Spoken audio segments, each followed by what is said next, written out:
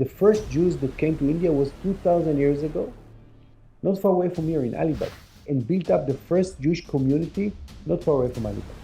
And since then, 2,000 years ago, never ever suffered from any persecution or fear. And even during the Second World War, unlike in Europe, the Jews were sent to a gas chamber. Jews were persecuted in such a brutal way, and it's a very dark history of our nation. India never happened.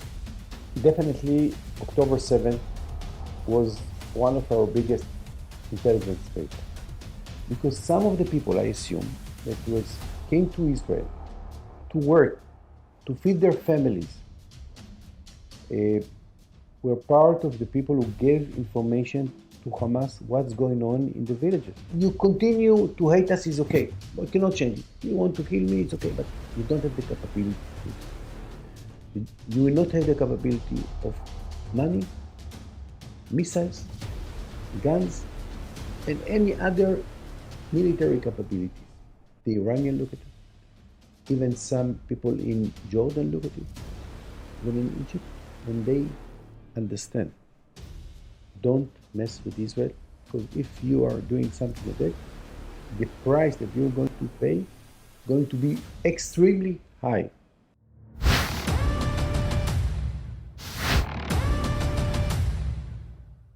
Namaste. Today we have Consulate General of Israel to Mumbai, Mr. Kobbi Shoshani. This name sounds very Indian, so please first let's get that out of the way. Yeah, everybody, when they see me and they've heard my family name, Shoshani, which ended with N-I, they think that I'm Sindhi. But I'm not Sindhi, I swear to you. I'm pure Israeli, pure Jewish, and but I have a very Sindhi name. Yeah. But I have to mention as well that my name is not Gobi, my name is Kobbi. And this is, everybody remember my name because of that, I think. Yeah. When I hear Kobbi, first thing comes into mind is the late Kobe Bryant. Yes. Yeah. So about him, he was born in 1966.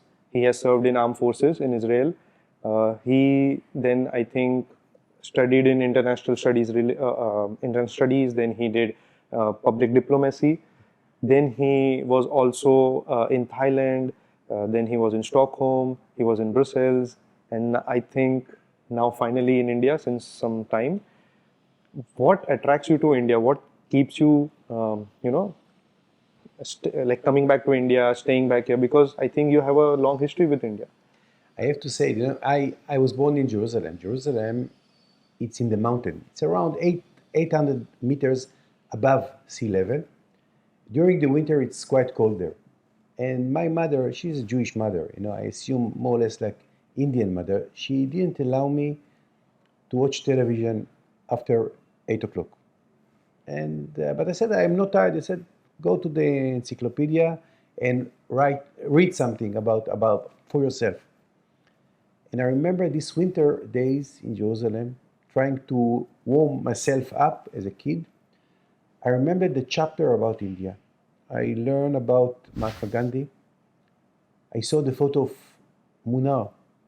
Long time when I was a child, I remember the photo in this encyclopedia. I have to say that this photo of Munnar, this is the only place in the world, I think, that the photo is less beautiful than the reality. Absolutely. It's Munnar, and I was in Munnar when I came here.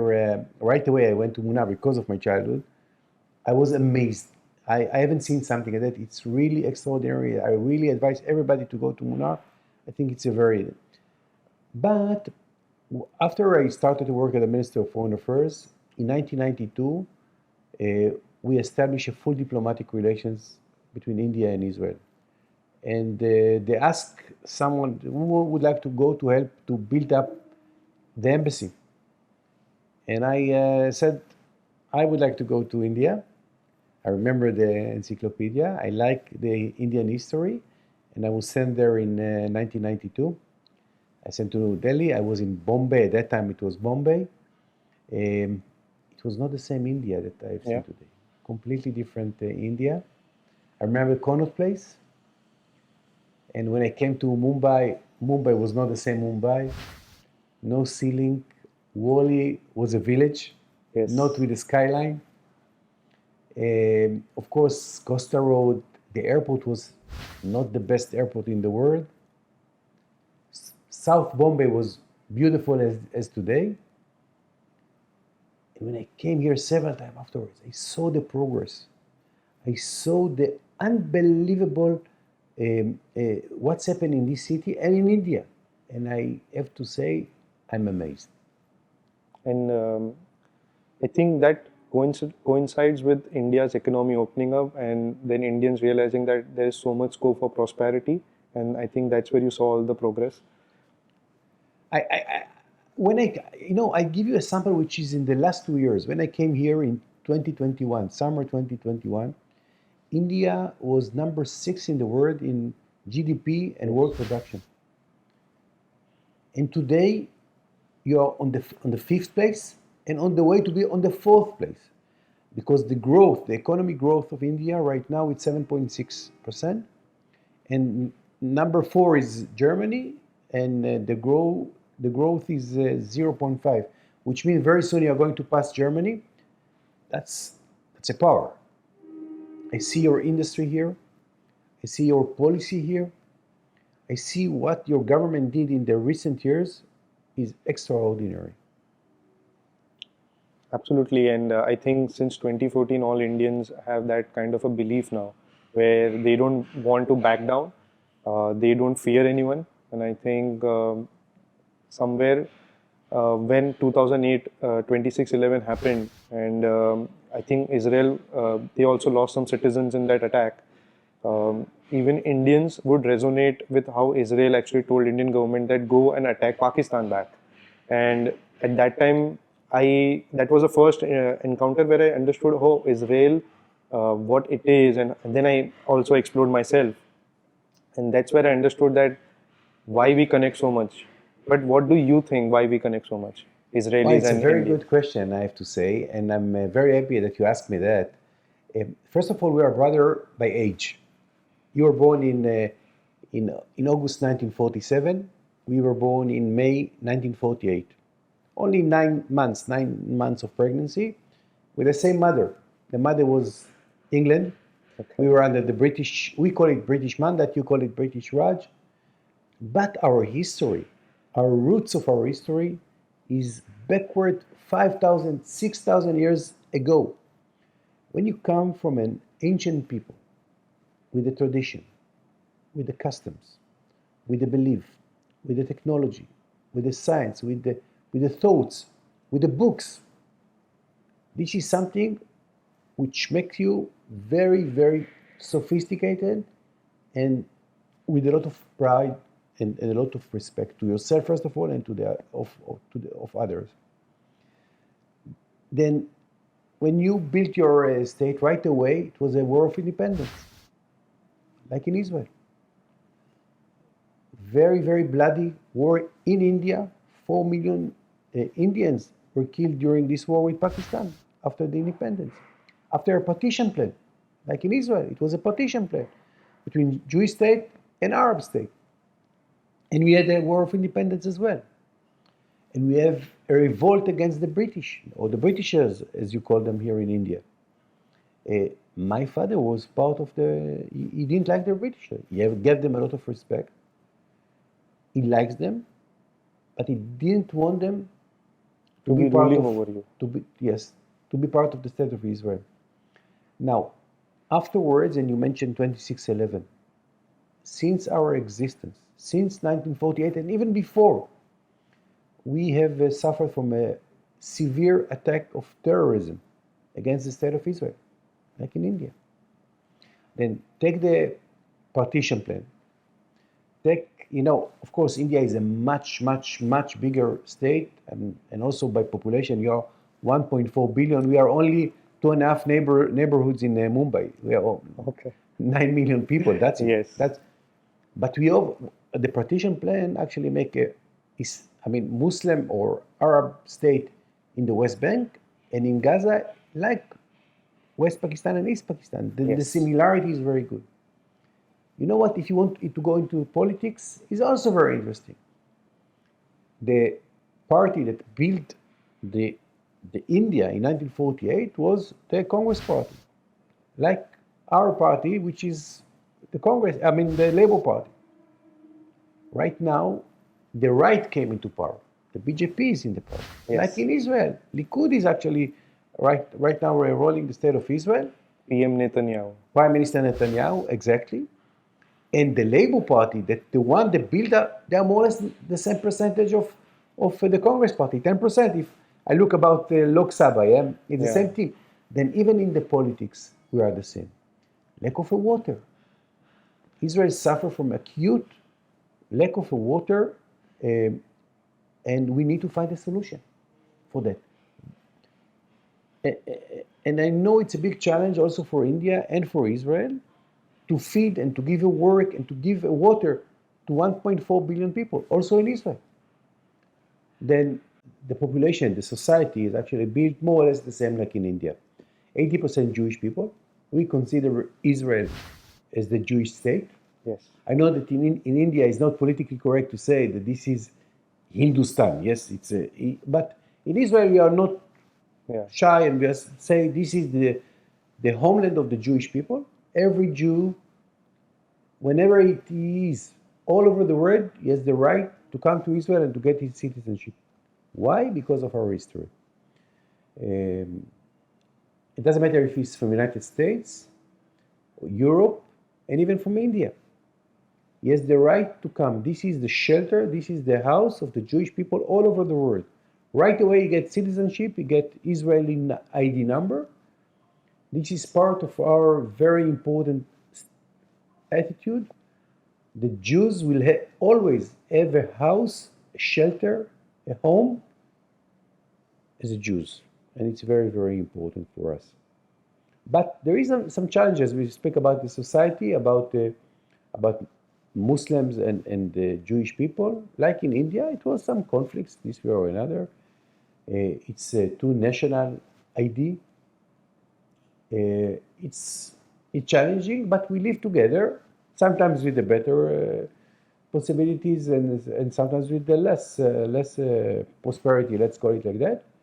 But we have also Palestinians that live outside in the West Bank, in Gaza, as we saw today. But it's quite challenging, I have to say. Yeah, because if I see on the social media presence of Arabic Muslim Israelis, they have a lot of good things to say about Israel. They don't have any complaints that the other country or the neighboring pieces of land you just talked about, Gaza, West Bank, because they're always trying to destroy the presence of Israel. So let's end your connection with India with what do you like about India the most? It's very easy. First of all, I like India in general. I like the concept. I like the food. I like the film industry. I like the people. I like the smells. I like the colors. I like the industry. I like the young generation. I like the history. I like the ideology. I like the wisdom. In every field, I work here in Mumbai, in India, doesn't matter. I enjoy to see the people. It's you have a fantastic, an amazing nation. You built up something which is extraordinary. I tell you more than that. Many Israeli, and you mentioned before that I was in the Israeli army, like most of the people of Israel, the first destination after the army, it's India. I was in last August in Ladakh, by the way, extraordinary, really beautiful in such a way. And I walk in the streets of Leh, and I've heard all the time Hebrew. I thought that I'm in Israel. All the people, Israelis, were all over in Leh. And of course in Manali and in Kulu, in all this, the northern part of India, and also in the south part. Goa is a very popular destination. People crazy about India. And I tell you why? Because we understand each other. Because they, the Israeli understand that the people of India, they are brothers. They look alike. They are warm.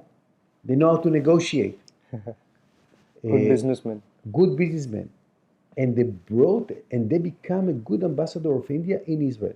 The only problem is that right now in Israel, we have only 19 Indian restaurants in Israel.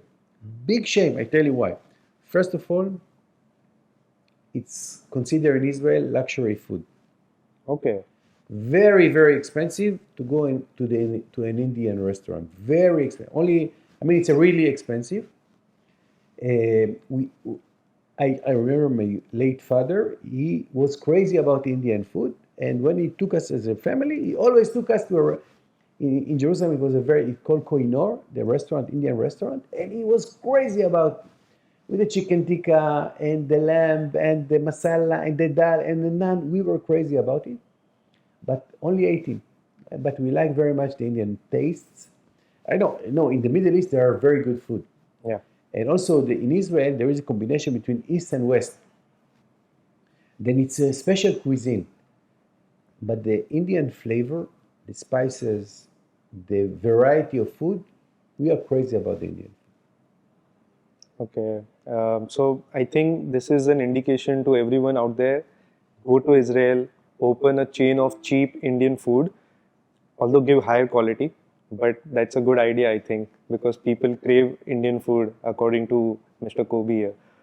So I have always heard from other Indians who know Israeli or Jewish history, they always talk about because when they had to leave their land, Jewish people, when they fled their land, they went almost to every part of the world, and many came here in India as well. I always hear that wherever they have gone, they had some kind of a restriction or a discrimination happening with them. Like some were not allowed to marry, or some were not allowed to vote, or some were not allowed to be a part of the mainstream society. But whenever it comes to India, because we have had two prominent people, one is Jewish and one is Parsis or Zoroastrian people. Whenever I have met people, Parsi people or Jewish people, I've always felt a lot of warmth. So I related with this, but I've never heard this that there was any discrimination in India to Jewish people. So is that true? Because I've never heard it from a Jew from himself. You know, in 2,000 years ago, after the destruction of our second temple, also in Israel we have a temple. Okay. It's Jewish temple, yes. Synagogue. Temple. That's the name. That was the temple. Okay. That was actually destroyed by the Romans 2,000 years ago. Most of the Jews fled, expelled by force from Israel all over the world. Some of them go to Europe, some of them go to North Africa, some of them go to Asia, some of them went to India. Then the first Jews that came to India was 2,000 years ago, not far away from here in Alibag. They landed not far away from Alibag and built up the first Jewish community not far away from Alibag. And since then, 2,000 years ago, never ever suffered from any persecution or fear. Never ever. And even during the Second World War, unlike in Europe, the Jews were sent to a gas chamber. Yes. Jews were persecuted in such a brutal way, and it's a very dark history of our nation. In India, never happened. They were integrated, they like India, and they kept their tradition with, of course, Indian flavor. And you've mentioned the Parsi community, but you saw that Sassoon, David Sassoon, that he was one of the builders here, along with the Parsi community, the Tata community. He built so many, like Sassoon Library, synagogues, hospitals, centers. He built up a lot of buildings here, and we renovate along with the embassy and a lot of other good Indian people, renovate part of them, like Sangeeta Jindal did with the Sassoon Library a year ago, renovated the place along with our small help. And it's a beautiful library, which we like, but never ever. People, the Jews in India, never felt any persecution or fear. And I would like, with this place, to say thank you very much to the Indian people, to the Indian government. And this is something that I mention all over my speeches. Thank you very much, India, for giving the right and the opening their gates to the Jews of India. And of course, most of them left, and they are in Israel. I think that the Jewish community right now, mostly in Maharashtra, in Pune, some in Thane, it's 3,000 people, and they kept their Indian Jewish tradition in an extraordinary way. Indians, they are fond of Israelis because I think the way you handle your neighbors, first of all, because I connect with that sentiment. Other is, whenever we hear, especially the recent Gaza war, the first reaction was how dare they did it, and we knew that what's coming from Israel towards Gaza. We always had that kind of a solidarity towards Israelis. Do Israelis also have that kind of, the sentiment, I don't know, the solidarity is, I don't know, it's not needed right now at that level, but the sentiments, that brotherhood feeling, is there always there in Israelis towards Indians? Or is there an apathy that it's fine, we are living our lives, you're living your lives? I mentioned before, the Israeli that they are in Ladakh, we're in Leh, Ladakh, but all over India, we understand each other. We like each other in such a way, and I tell you why. And I spoke about the history and everything. I think that first of all, the Jewish people brought a lot of respect in Israel. I mean, a lot of Indian Jews that came to Israel, they were very respected. They were very much educated, very nice people. I have to say that the first Indian that I've seen in my life was in the army when I was a soldier. He was the best soldier I had. I was an officer in the army. He was the best soldier. But it was the first time and he spoke to me about the Indian food. That was the first time that I know what I saw Indian Jew in my life. Very strange. My percentage is only 0. There is a lot of love to India. And I tell you more than that. Even in the hard times, during the 70s, and I speak to you in a very open way. Indira Gandhi was not our biggest friend. Okay. But in 1971, during Bangladesh war, she asked our help, and we were there. Why? Because of our love, because of our respect. It doesn't matter which the people. And one more thing that I would like to add. When I came to India first time in 1992, as I told you, as a young diplomat to New Delhi, in the beginning, nobody knows what is Israel. What do you want? Who are you, the Israelis?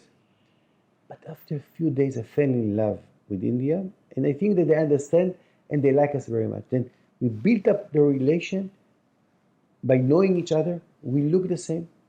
The tastes are okay. Even the sense of humor.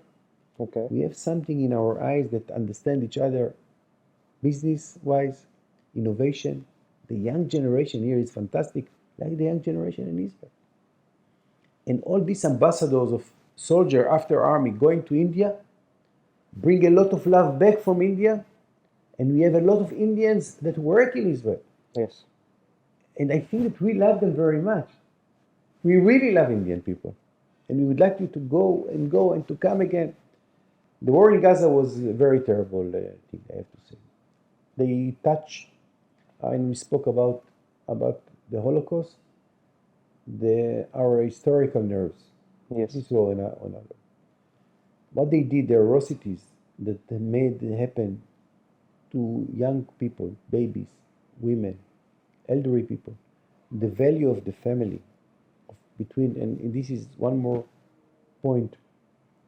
The most important thing in India is the value of the family, the kids, your parents, the respect that you have. This is something that it's common between our nation. That's the most important thing, the value of the families. And when these terrorists touch these values, when they burn kids, when they brutally acted towards women, and even more than that, it was a lot of rape, when they killed elderly people, our parents, this is something that comes back to our history. And we will not forget. We will not forgive. But why do you think there is always so much tension between Palestine and Lebanon, Syria? Why is always there's this kind of tension? Can you give us some historical aspect? First of all, let's start not from the historical, from the practical way. You know, we are in the Middle East. You can see Israel is a fantastic country. Really, we started from a very low place in 1948. We were a poor country.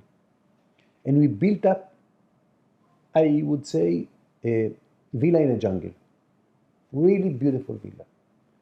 Everything is well organized. Electricity is on time. Water is on time. And I told you, we make from 1 drop of water, 8 drops of water. Okay. Why? Because we need it. It was part of our necessity to live. Then I assume that partially is jealousy. I tell you frankly, that's my opinion. The second thing is two national identities that fighting over the same land. It's complicated. It's not easy. And it came from the Bible time, from long time ago. But Jews were lived in Israel for more than 2,000 years, more than 4,000 years. They were here, they built up the capital of Israel, Jerusalem. It was the capital of King David. More than 3,600 years ago. With carrier of water in 3,000, with temples, as I mentioned before, with construction, with administration, with a Jewish philosophy, with books, with education, with spiritual and cultural and religion ID. And this is our heart. You know, and then during in 1948, but even before, that people started to go back to Israel from all over the world after 2,000 years. And the only thing that was connected between the Jews was the language. The language that was spread all over the world. People go to the synagogue, this is our temple, if I may say, and they pray in the Hebrew language, the old language that actually 4,000 years ago. And we revived the language, and right now everybody speaks in Israel Hebrew. Of course, modernized Hebrew, but it's... This is something we should learn from Jews, to go back to Sanskrit, probably. I think Sanskrit, first of all, is the language of the Ayurveda, of your philosophy, of your thoughts, of your wisdom. In my point of view, it's very, very important. And I tell you frankly, I'm so proud that the first settler that actually returned to Israel revived the language. Yes. That was one of the most amazing things that happened in Israel, in my point of view. Very, very important. The language, and I really appreciate your Prime Minister and your Minister that they speak in a language of 1.4 billion. Hindi is the official language, but of course, Sanskrit, and you have to choose what is the language, because India is a huge country, there is a variety of languages, but it's very, very important, in my point of view. About the war again, why do you think that 7th October, which was I think the 50th anniversary, or it was on the cusp of 50th anniversary of your 1973 war, which was a brutal war, kind of similarities. Do you believe that it was an intelligence failure from Israel, like how it happened in 73, that led to such turmoils. And Definitely, October 7th was one of our biggest intelligence failure. It's so Israel is accepting that openly. definitely. But right now we are concentrating in one important target, is to eliminate Hamas from the military capability of Hamas, not as the organization, from Gaza, win the war, release our hostages, and afterwards we will investigate. But I can tell you in a very clear way, it was a failure. It was a failure of the intelligence. You know, in intelligence there are two. The data and the analyze. I think that the data was quite okay. The failure was with the understanding the date and the system. Big failure. I'm not going to hide. We will investigate. This is something which is good with us. We know how to investigate our failures, and we learn from our lessons. And concerning October 73, 6th October actually, I was a kid at that time. It was not the same failure. It was a failure. Of course, I was surprised, but 24 hours before we knew that it's going to be a war. I'm talking about 1973. I was a kid at that time, as I mentioned before, but it was a failure. But it was army against army. We knew that they are going to start a war. We didn't know the right date.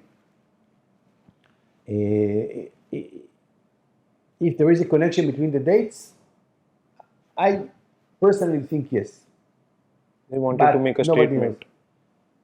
Maybe, but that's my belief or my impression. But not everybody accepts it. Some of the people don't think that there is no connection to October. So if you don't mind me asking, because if we go look at from a layman's perspective, they almost 2,000 rockets on the first date, 7th October, Hamas shelled it on Israel. Gaza border, I don't know, but I think it's 35 miles roughly. I mean, the length, it's 41 kilometers, which means, I think, roughly 30 miles. 30 miles. So, not a big border, because I don't know how it is in terms of Israel, because for India it's not a big thing, 41 miles or 41 kilometers. And it is one of the heaviest guarded and highly surveilled border. And even if they did it out of nowhere, 2,000 rockets and even more, because afterwards they fired more rockets, and they are still firing more rockets. Israel was, because Mossad and Shin Bet, they both are epitome of what they are representing, best intelligence agency in the world. And doesn't this put a question mark from Israelis and the citizens themselves, that are they capable enough right now to keep us safe? Because of the history, you said that they touched their historical nerves. Everything comes back, and especially this new generation is now, because I think last time I met you, you talked about that almost everyone you knew, someone or the other lost someone in that attack. It's kind of scarring the whole generation. How do you come back from that? How does Mossad miss such a big thing? Because it's a huge stockpile of rockets, even though they have that kind of network of tunnel. I mean, can you help me there to give me a perspective? First of all, you're right. I'm not going. I cannot argue with that. It was a failure. By the way, it's not the Mossad, because the unit that's actually in charge for the intelligence of Gaza Strip is the army, and the Shin Bet, which is the internal services in Israel. They are quite good. Yes. And they failed. And they failed in such a way, maybe because of misconception that we will give the Palestinians in Gaza prosperity, work, money, and salary, and they will be quiet. By the way, we have to say in a very clear voice, it was misconception that was failed. because some of the people, I assume, that came to Israel to work, to feed their families, were part of the people who gave information to Hamas what's going on in the villages, which we have to think about it. The second thing is that it was a comprehensive attack towards Israel, by all means, from the air, from the missiles. They actually controlled, this way or another, the cameras that was along the border. It was during a holiday. Yes. Most of the soldiers were not in base, and I assume that this is part of the lessons, if you mention lessons that we have to learn. The military answering to the situation in the field was not quick enough, as we respected our, and I'm also part of it. You know, I'm also a soldier. Yeah, was not quick enough for the first 6-8 hours. It was catastrophe. It was a catastrophe in the southern part of Israel. Of course, afterwards, we understand. Israel is capable, yeah. Yes, but you ask me, what should we have to understand the Jewish mentality or the Jewish DNA? We know how to get. That's maybe our best advantage. We know how to get back from a low place and build up ourselves from the beginning. But the loss of so many people, the injury of so many people, the hostages in such numbers that we haven't knew before. Some of them kids, some of them women, some of them soldiers, some 9-month-old kids. Unbelievable. This is something that we didn't get used to it. It brings us, as I mentioned, to our historical background. But we have to find a solution, and it's not going to be easy. And Yes. we know that we are going to pay some of the price, economic price, and we have to price with the blood of soldiers. And right now, more than 100 Israeli soldiers have been killed in the operation after October 7th, which is very, very. In Israel is a small country, but we are willing to pay the price to give a security for the people of the southern part of Israel. And I assume that, in my point of view, right now, the most safest place in Israel is the southern part of Israel. I probably will not understand what I'm saying, because there is a lot of forces, and nobody will dare. And of course, right now in Gaza, it's not a nice place to live, I have to say. Yes, definitely. Can you give us some kind of perspective? Because if an Indian looking at this issue, I would see a parallel between 9/11 and 7th October somewhere, because the kind of impact on the citizens is similar. I'm not saying the attacks were similar, but the kind of impact it leaves, because I think at that time US thought that they could never have this kind of a terrorist attack, and I think Israel was under that same impression. You have seen how US has come back from that, what steps they took. Can you give us any a perspective into what might be the likely solutions or the steps by Israel going forward? But by the way, I would like to add one more date, 26/11 as well. But we didn't take right away the steps. Yes, but you change completely your security understanding, Yes. and you make the right decision to be ready for such. You understand what is the meaning of terror, because you didn't. I came to Mumbai a few days after the event. In 26/11, I was sent by the minister. I remember the city was sad. Yes. That was the capital, the financial capital of India. It was sad. Then it was also a big tragedy in India, but less like 9/11 and definitely October 7th. I think that most of the country in the world, and I said most of the country in the world, and I mean most of the country, understand that Hamas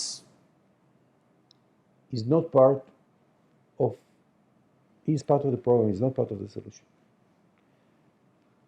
Even Palestinians in Gaza started to understand that being controlled by Hamas won't bring any hope to them.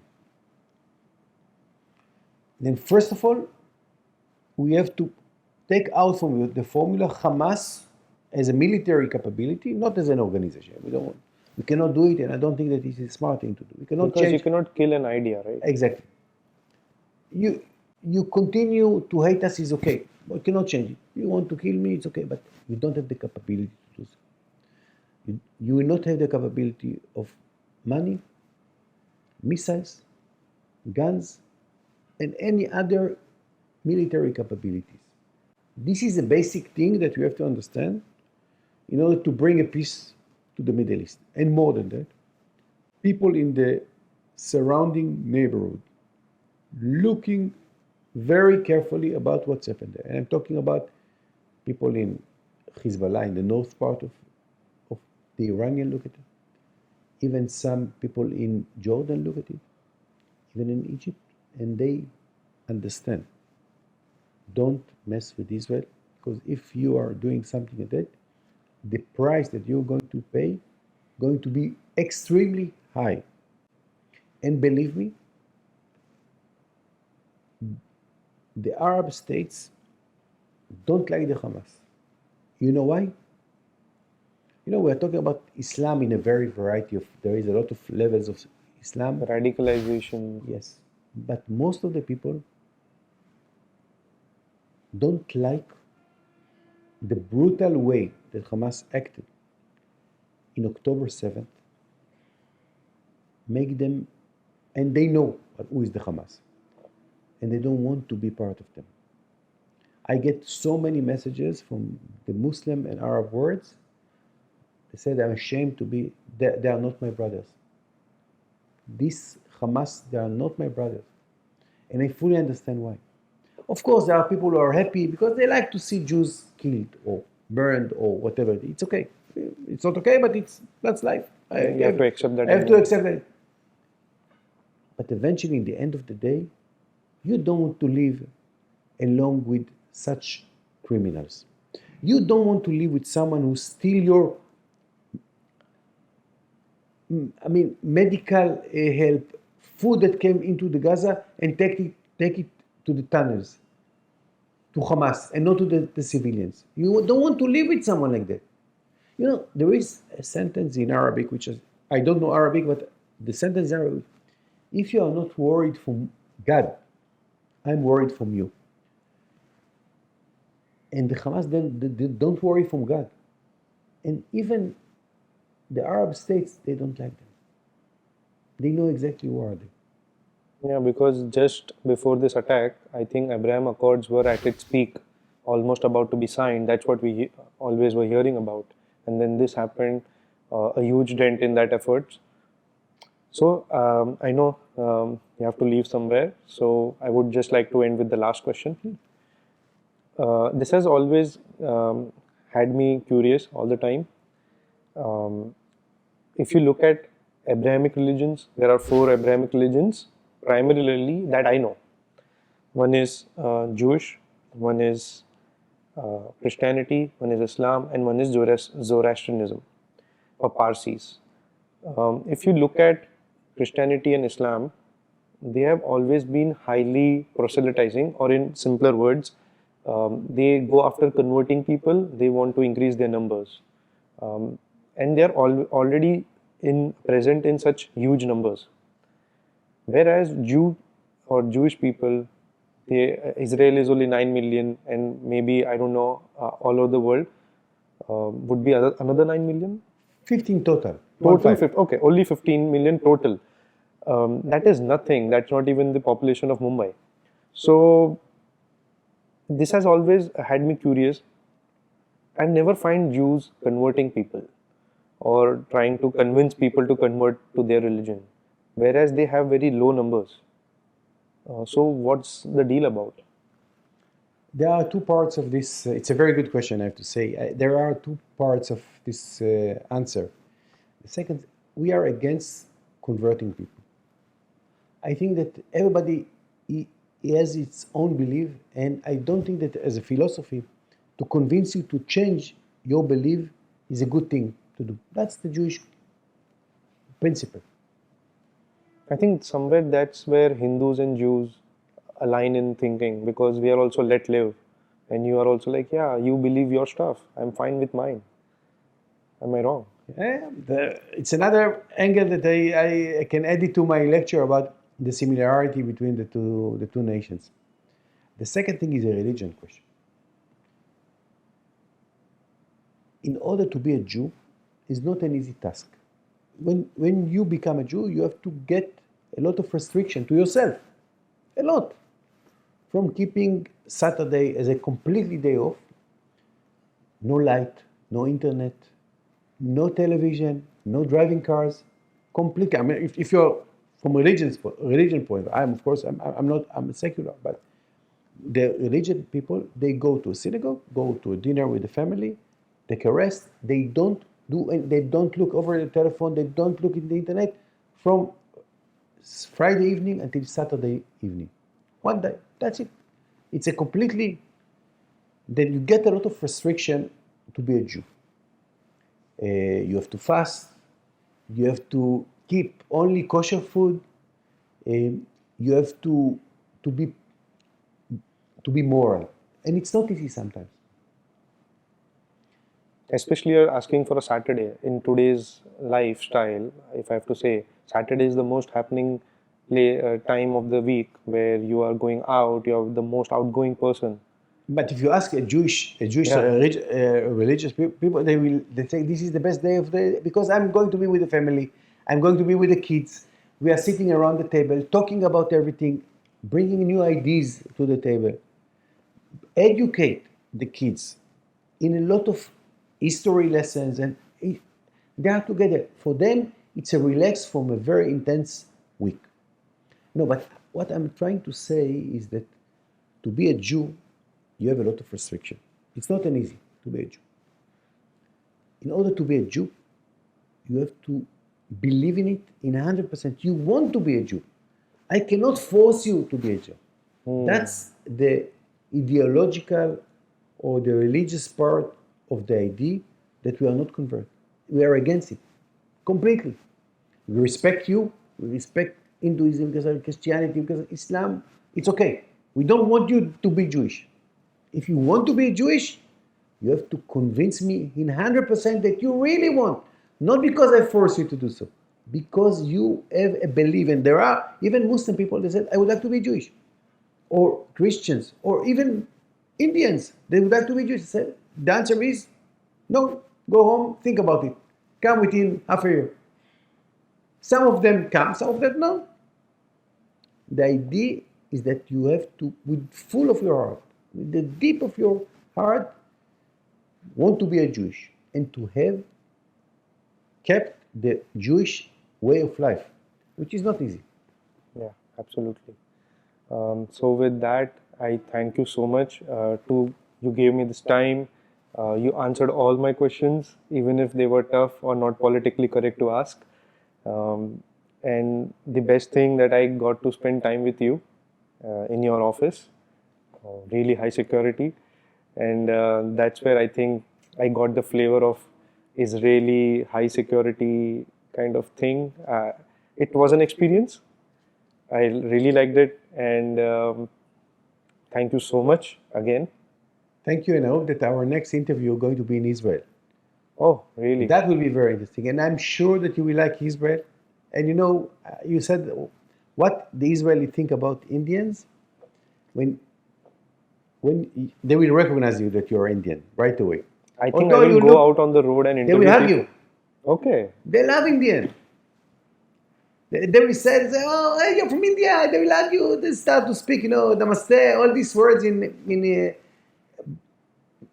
you will feel the love towards Israel. Very easy in Israel. The next interview is going to be in Israel. You have to promise to me. Yes, I promise that. Thank you so much for the invitation as well. And with that, thank you so much. Thank you for watching.